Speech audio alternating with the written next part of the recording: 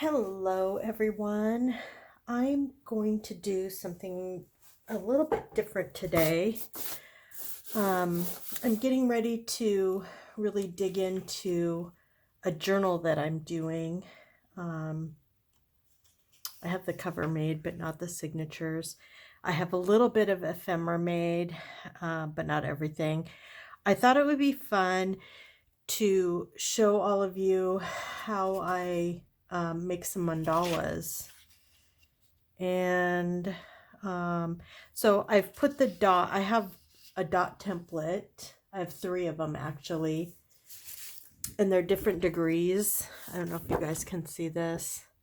This is the most wide apart one. It's a 22.5 degrees. It's a Genevieve's Mandala stencils, and I get those, I get these from Etsy.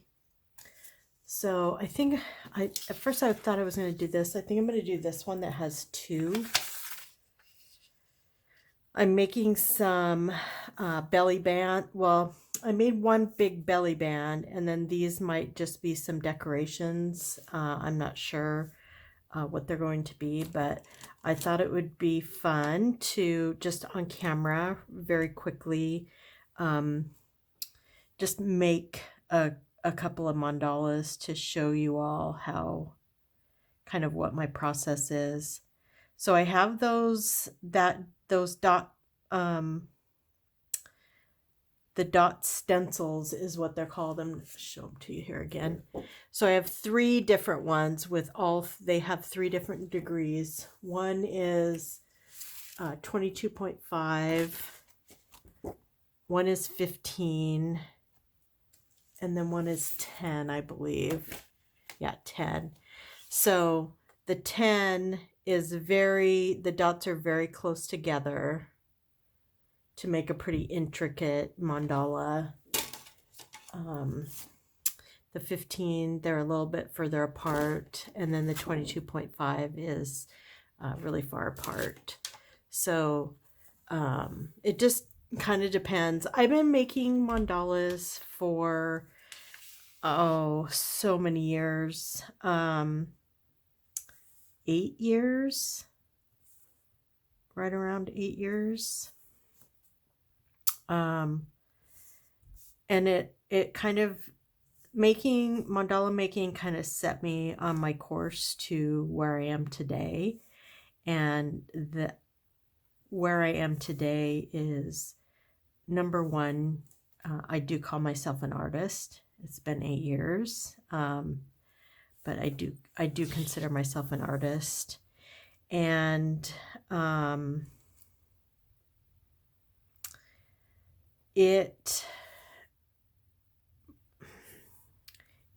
don't want to be dramatic about this, but mandala making has really saved me in many ways. I was diagnosed with anxiety and depression, but more anxiety than depression.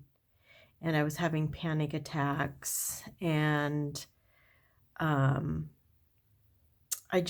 knew I needed to do something. And the interesting thing was, so I have been creative my whole life. My mom was pretty creative. I would call her a creative adventurer, where she would try all different kinds of things. And because I was her daughter, I just went along for the ride. So we would collage. We would make, so we did decoupage art on wood that we then gave to our friends and relatives as gifts. So they were cute little wall hangings. Most of them were Holly Hobby. My mom loved Holly Hobby. So we did a lot of that. So I did a lot of Mod Podge on wood. We made candles, all different kinds of candles. We made molds. We made candles from molds. We made candles from molds that my mom made up. So, like we would use juice cans. We would make sand candles because we live by the beach. So, yeah, I just made all kinds of different things. As a really, really young girl, I loved to color. That was color and play with my dolls. So when I would go to my friend's house, I would take my suitcase of dolls and color my crayons and my coloring books. And we would listen to music. I remember listening to Elton John and oh, just songs like one hit wonders from the 70s. I I was an adolescent to an early teen in the 70s. And so, the Partridge Family, David Cassidy, my mom took me to see him in concert. And so I was always creative. And then even after, not so much after I got married, although I did take up crochet. So I did crocheting, I did cross stitch, I did paper cutting for a while where I cut patterns out of paper, um, all kinds of different things that I've always dabbled in all kinds of different things. And when my kids were young, um, I started a home daycare, and so that kept me creative with the kids that I took care of. So we would have tons of open-ended art projects, and um, so my creativity was more uh, structured in the way in the fact that um, I would plan I would make lesson plans and things that the children were going to do based on the lesson plans for the preschool activities that I had for my daycare. And there was always open-ended art supplies around, tape and paints, and the kids even painted our fence in the backyard. There was just a lot of creativity around the daycare that with the kids that I took care of, including my own kids. And so that was all really fun and really inspiring and satisfying. And then in 2010, my kids were in junior high and high school, and I went back to work full time. And so that really, really, really cut back on my time to create. So I was kind of doing a blog when I went back to work part-time in 2008, and I was still doing a blog. So I was writing and taking pictures, doing photography, and then in 2010 I got laid off because the economy in the United States totally tanked. And so my part-time job did not need me anymore. So I needed an income. My family, we could not, keep living in the house we were in, without my income. So I was busy searching for a job.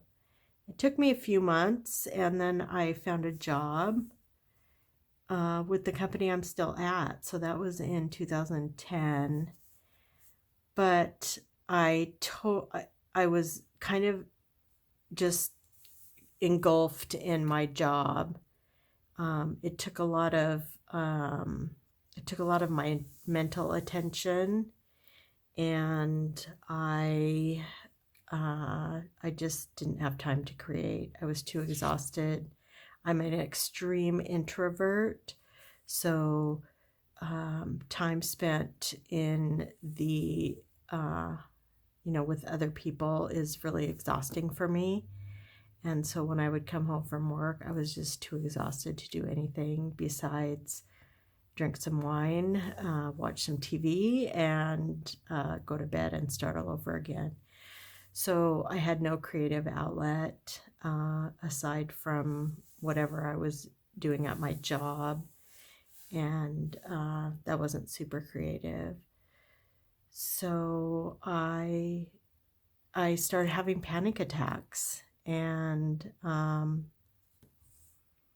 I had one at work, and it was very scary, and I didn't know what it was. And I went to the doctor and was diagnosed, and from that point on, I knew that I needed to find a work slash life slash mental health. I needed to find something that I would be able to do that would be able to, help me through this transition I was going through. I was also going through menopause, so there was a whole lot of not just emotional stuff, but hormonal stuff going on. And so there was a couple of, I was writing blogs, and I was following a lot of people on blogs, and I was following a couple of people that did, they did Zentangle work, and I was pretty intrigued by that. And so I got some books, and I started kind of practicing Zentangling, and it wasn't for me more because I really like the open-ended aspect of creating. I'm not, and I was like this with my daycare kids too, like when we were gonna paint or make just anything, they would say, well, what is it supposed to look like? And I'd be like, it needs to look like whatever you want it to look like. And that's kind of how I was. And Zentangle to me was very, there's a pattern you're supposed to make, and there's a style that you're supposed to make it in, and a pattern, and all of that. And while that works out really well for like crocheting, although with crocheting I did kind of make up some of my own patterns, it was just too, at that point I needed something more open-ended, and that was really restrictive to me. So there was two people. I remember two people. I can't remember their names right off the top of my. One was something diva, and I can't remember what the first part was, but they made these things they called Zendalas, and basically they were mandalas with Zentangle patterns in them. And so I totally latched onto the mandala making part of it, and just I kind of went to town. I just started making them every day, maybe even more than one every day. And so this was 8 years ago, and going on 9 years ago.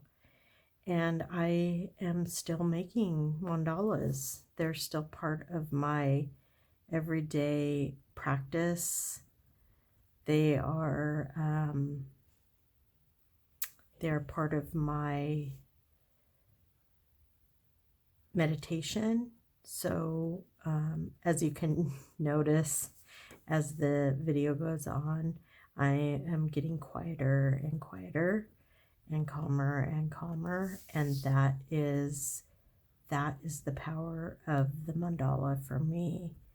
And I know if more people had a mandala practice, they would feel the same way. And actually, it's not just mandalas. I know if I was hand sew, back when I used to do crocheting or cross stitching, it was the same. It's the meditative movement of the pattern and the same motion over and over that is just really calming to the mind.